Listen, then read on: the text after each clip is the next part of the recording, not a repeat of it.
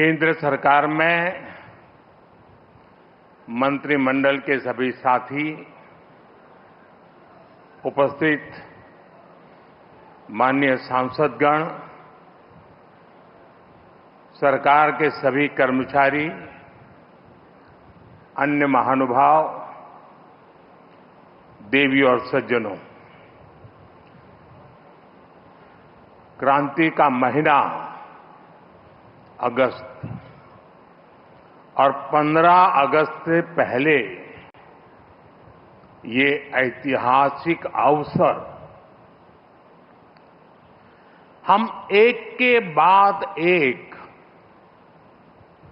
आधुनिक भारत के निर्माण से जुड़ी उपलब्धियों के साक्षी बन रहे हैं। यहां राजधानी दिल्ली में ही कर्तव्य पथ, देश का नया संसद भवन, नया रक्षा भवन, भारत मंडपम, यशोभूमि, शहीदों को समर्पित national war memorial, Netaji Subhash Babu की प्रतिमा और अब ये कर्तव्य भवन,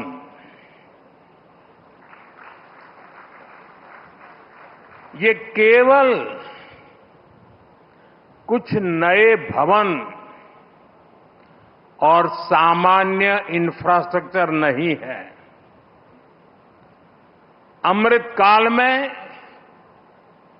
इन्हीं भवनों में विकसित भारत की नीतियां बनेगी, विकसित भारत के लिए महत्वपूर्ण निर्णय होंगे। आने वाले दशकों में यहीं से राष्ट्र की दिशा तय होगी। मैं आप सभी को और सभी देशवासियों को कर्तव्य भवन की बहुत बहुत बधाई देता हूं। मैं इसके निर्माण से जुड़े सभी इंजीनियर्स और सभी श्रमिक साथियों का भी आज इस मंच से धन्यवाद करता हूं।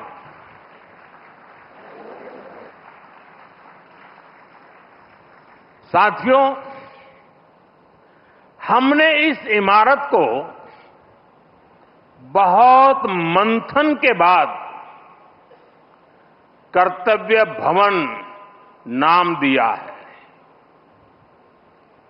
कर्तव्य पथ, कर्तव्य भवन, ये नाम हमारे लोकतंत्र की, हमारे संविधान की मूल भावना का उद्घोष करते हैं। गीता में भगवान श्री कृष्ण ने कहा है, न मे पार्थ अस्ति कर्तव्यम त्रिषु लोकेषु किंचन नानवाप्तम अवाप्तव्यम वर्त एव च कर्मणि। अर्थात हमें क्या प्राप्त करना है,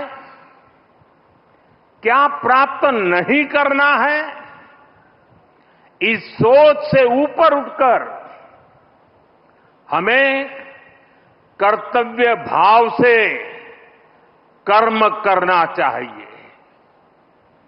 कर्तव्य भारतीय संस्कृति में ये शब्द केवल दायित्व या रिस्पॉन्सिबिलिटी तक सीमित नहीं है। कर्तव्य हमारे देश के कर्म प्रधान दर्शन की मूल भावना है। स्व की सीमा से परे सर्वस्व को स्वीकार करने की विराट दृष्टि, यही कर्तव्य की वास्तविक परिभाषा है। और इसलिए कर्तव्य ये सिर्फ इमारत का नाम भर नहीं है, ये करोड़ों देशवासियों के सपनों को साकार करने की तपोभूमि है।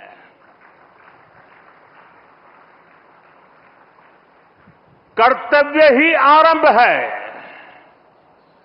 कर्तव्य ही प्रारब्ध है। करुणा और कर्मठता के स्नेह सूत्र में बंधा कर्म, वही तो है कर्तव्य।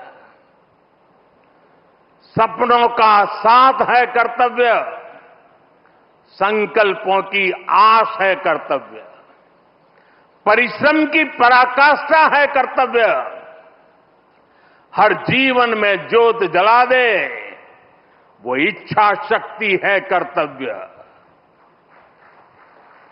करोड़ों देशवासियों के अधिकारों की रक्षा का आधार है कर्तव्य।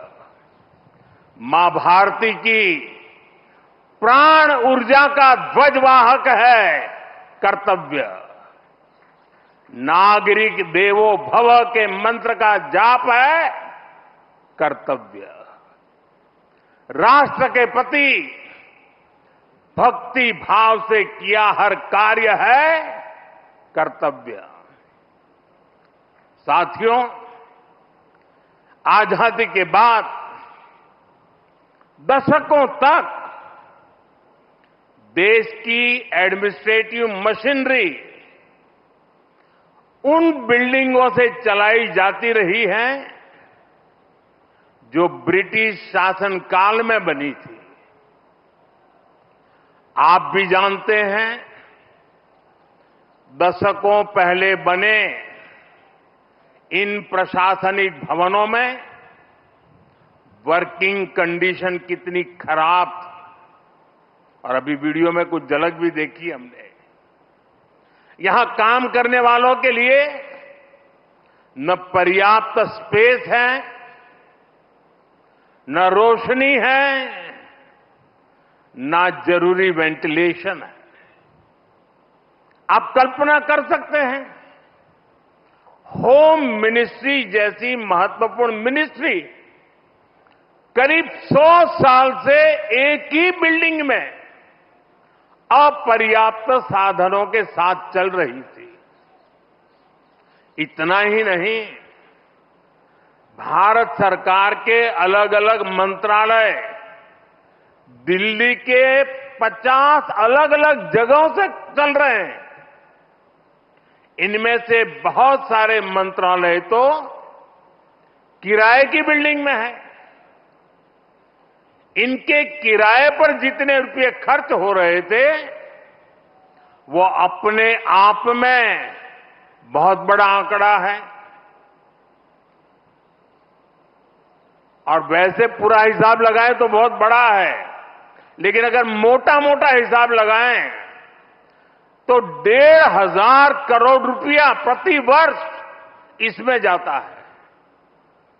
इतनी बड़ी राशि भारत सरकार अलग अलग मंत्रालयों के सिर्फ किराए पर खर्च कर रही है।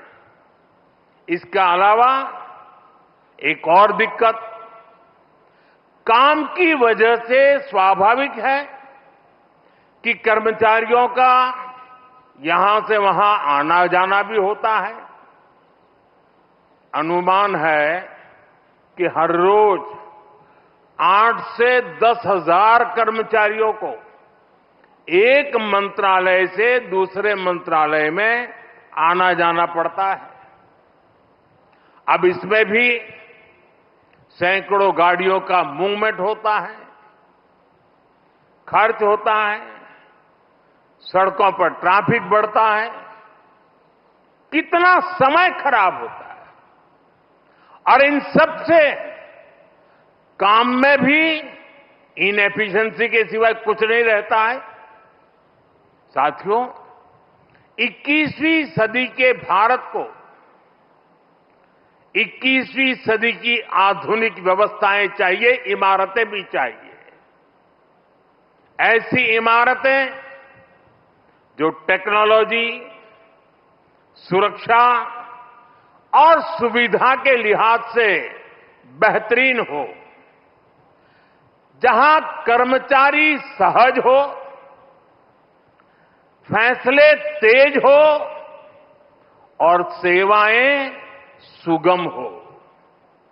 इसलिए कर्तव्य पथ के आसपास एक होलिस्टिक विजन के साथ कर्तव्य भवन जैसी विशाल इमारतों का निर्माण किया जा रहा है।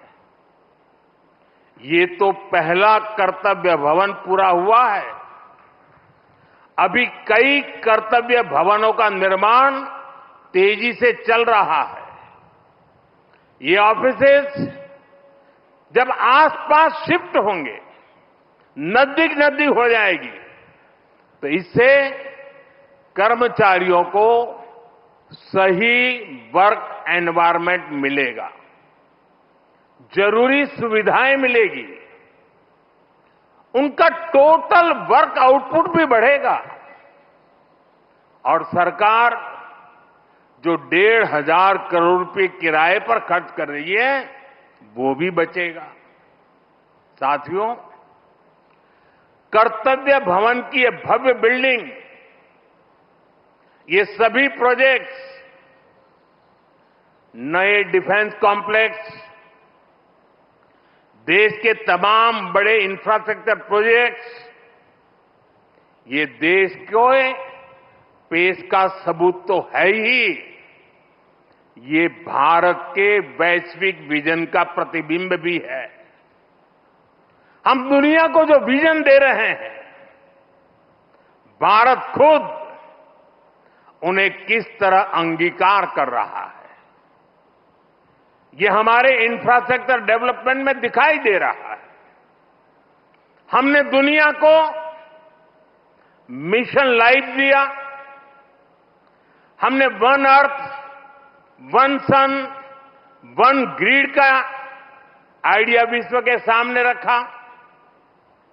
ये वो विजन है जिनसे मानवता के भविष्य की उम्मीद जुड़ी है। आज आप देख सकते हैं, कर्तव्य भवन जैसे हमारे आधुनिक इंफ्रास्ट्रक्चर, ये ऐसे इंफ्रास्ट्रक्चर हैं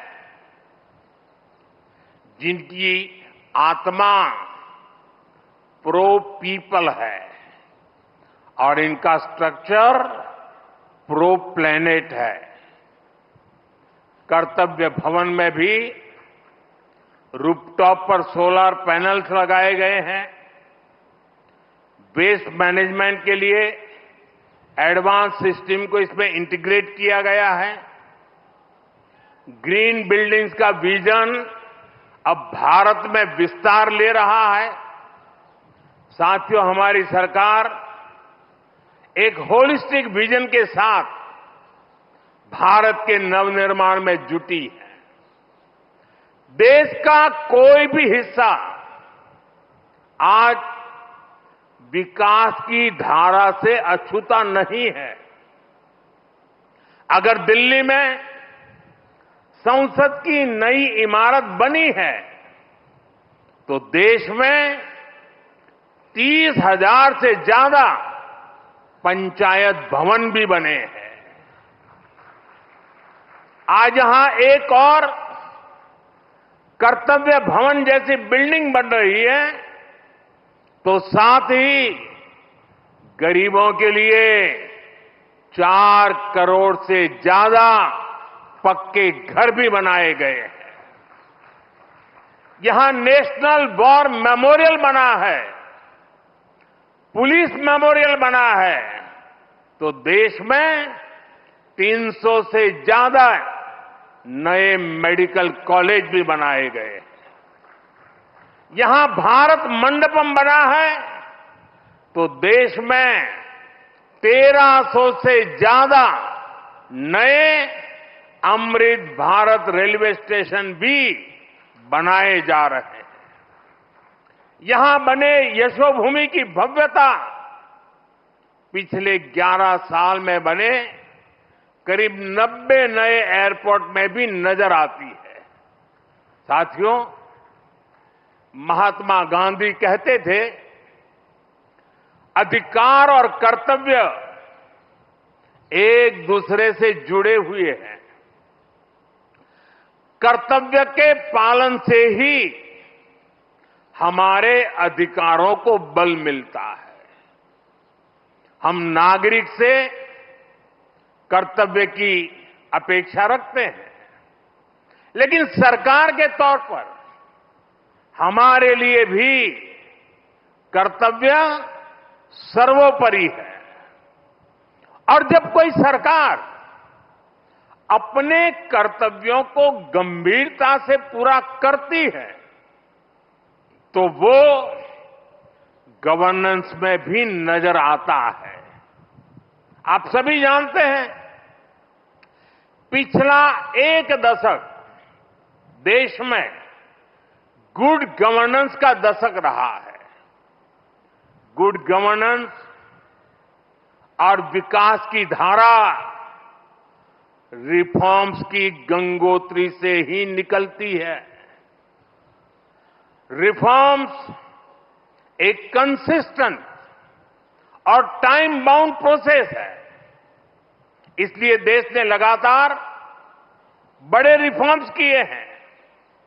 हमारे रिफॉर्म्स कंसिस्टेंट भी हैं, डायनेमिक भी हैं और दूरदर्शी भी हैं। सरकार और जनता के बीच संबंधों को बेहतर बनाना, ईज ऑफ लिविंग को बढ़ाना, वंचितों को वरीयता, महिलाओं का सशक्तिकरण, सरकार की कार्यप्रणाली को बेहतर बनाना, देश लगातार इस दिशा में इनोवेटिव तरीके से काम कर रहा है। हमें गर्व है कि पिछले 11 साल में देश ने एक ऐसी शासन प्रणाली विकसित की है जो पारदर्शी है, संवेदनशील है और सिटीजन सेंट्रिक है। साथियों, मैं दुनिया के जिस भी देश में जाता हूं, वहां जनधन, आधार और मोबाइल जेम ट्रिनिटी की बहुत चर्चा होती है। दुनिया भर में उसकी प्रशंसा होती है। इसने भारत में सरकारी योजनाओं की डिलीवरी को ट्रांसपेरेंट और लीकेज फ्री बना दिया है।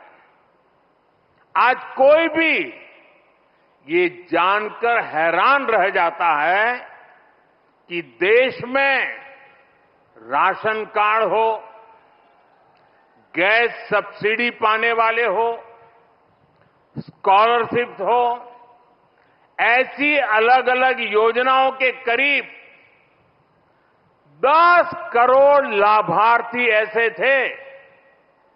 ये आंकड़ा सुनकर के चौंक जाओगे।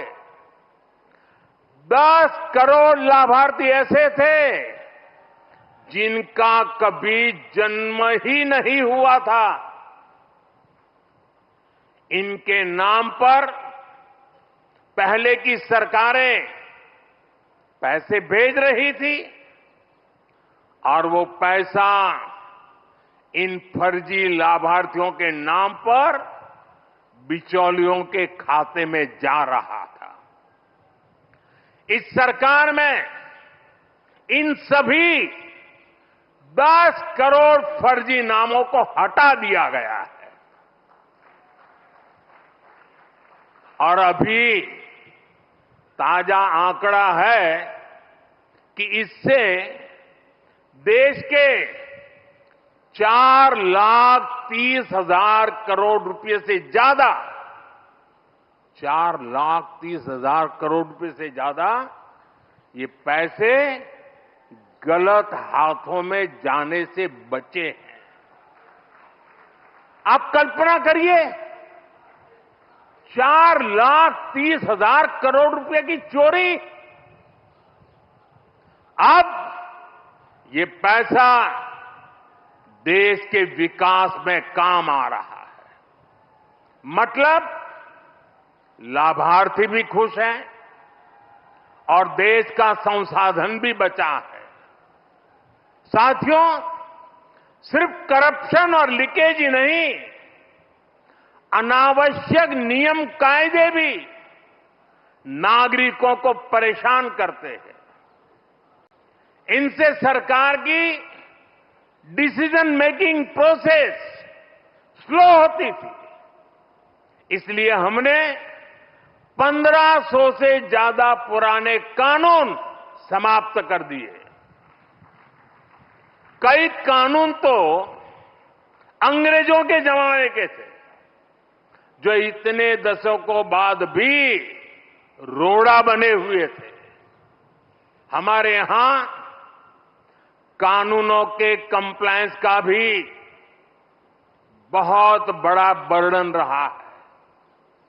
कोई भी काम शुरू करना हो तो दर्जनों कागज देने पड़ते थे। पिछले 11 साल में 40,000 से अधिक कंप्लायंसेस को खत्म कर दिया गया है। और ये काम अभी पूरा नहीं हुआ है, अभी भी लगातार जारी है। साथियों, यहां भारत सरकार के वरिष्ठ सचिव भी मौजूद है। आप इस बात से परिचित है कि पहले कितने विभागों और मंत्रालयों में किस तरह जिम्मेदारियों और अधिकारों की ओवरलैपिंग होती थी। इससे डिसीजंस अटक जाते थे, काम अटक जाता था। हमने अलग अलग विभागों को जोड़कर डुप्लीकेशन खत्म किया। कुछ मंत्रालय को मर्ज किया गया। जहां जरूरत थी वहां नए मंत्रालय भी बनाए गए। वाटर सिक्योरिटी सुरक्षित करने के लिए जल शक्ति मंत्रालय बना। सहकारिता आंदोलन को सशक्त करने के लिए सहकारिता मंत्रालय बना। पहली बार फिशरीज का अलग मंत्रालय बनाया गया। हमारे नौजवानों के लिए स्किल डेवलपमेंट मिनिस्ट्री बनी। इन फैसलों से आज सरकार की एफिशिएंसी भी बढ़ी है, डिलीवरी भी तेज हुई है। साथियों, हम सरकार के वर्क कल्चर को भी अपग्रेड करने के लिए काम कर रहे हैं। मिशन कर्मयोगी, iGOT जैसे डिजिटल प्लेटफॉर्म हमारे गवर्नमेंट एम्प्लॉइज को इनके जरिए आज टेक्निकली एम्पावर किया जा रहा है। E office, file tracking, digital approval, एक ऐसी व्यवस्था बन रही है जो फास्ट भी है और ट्रेसेबल भी है। साथियों, जब हम किसी नए घर में जाते हैं तो हमारे भीतर एक नया उत्साह होता है। हमारी ऊर्जा पहले से कई गुना ज्यादा हो जाती है। अब आप उसी जोश के साथ इस नए भवन में अपने दायित्वों को आगे बढ़ाएंगे। आप जिस किसी भी पद पर हैं, आप अपने कार्यकाल को यादगार बनाने के लिए काम करिएगा। जब आप यहां से जाएं तो ये लगना चाहिए कि आपने देश सेवा में अपना 100% योगदान दिया है। साथियों, हमें फाइलों को लेकर अपने नजरिए को भी बदलने की जरूरत है। एक फाइल, एक शिकायत, एक आवेदन, ये देखने में बस एक रोजमर्रा का काम लग सकता है, लेकिन किसी के लिए वही एक कागज उनकी उम्मीद हो सकता है। एक फाइल से कितने ही लोगों का पूरा जीवन जुड़ा हो सकता है। अब जैसे कोई फाइल जो 1 लाख लोगों से जुड़ी है, अगर आपकी टेबल पर वो एक दिन भी डिले होती है तो उससे 1 लाख मानव दिवसों का नुकसान होता है। जब आप इस नजरिए से अपने काम को देखेंगे तो आपको भी लगेगा किसी भी सुविधा या सोच से ऊपर ये सेवा का कितना बड़ा अवसर है। आप अगर कोई नया आइडिया जनरेट करते हैं तो हो सकता है आप एक बड़े बदलाव की नींव रख रहे हो। कर्तव्य की इसी भावना के साथ हम सबको हमेशा राष्ट्र निर्माण में जुटे रहना है। हम सबको ये हमेशा याद रखना है, कर्तव्य की कोख में ही पलते हैं विकसित भारत के सपने। साथियों, वैसे आज ये आलोचना का अवसर नहीं है, लेकिन ये अवसर आत्ममंथन का जरूर है। कितने ही देश जो हमारे साथ साथ आजाद हुए थे, वो इतनी तेजी से आगे बढ़ गए, लेकिन भारत तब उस गति से आगे नहीं बढ़ पाया। अनेक वजह रही होगी, लेकिन अब हमारा दायित्व है कि हम समस्याओं को आने वाली पीढ़ियों के लिए छोड़ करके न जाएं। पुराने भवनों में बैठकर हमने जो निर्णय लिए, जो नीतियां बनाई, उनसे 25 करोड़ देशवासियों को गरीबी से निकालने का हौसला मिला। 25 करोड़ लोगों का गरीबी से बाहर आना ये एक बहुत बड़ी सिद्धि है। लेकिन मैं हर काम के बाद भी कुछ न कुछ नया ही सोचता रहता। हम नए भवनों में ज्यादा एफिशिएंसी के साथ हमारी एफिशिएंसी बढ़ा करके जितना ज्यादा हम देश को दे सकते हैं, उस मिजाज से इस नए भवन में हम वो काम करके दिखाएंगे कि भारत को गरीबी से पूरी तरह मुक्त करना है।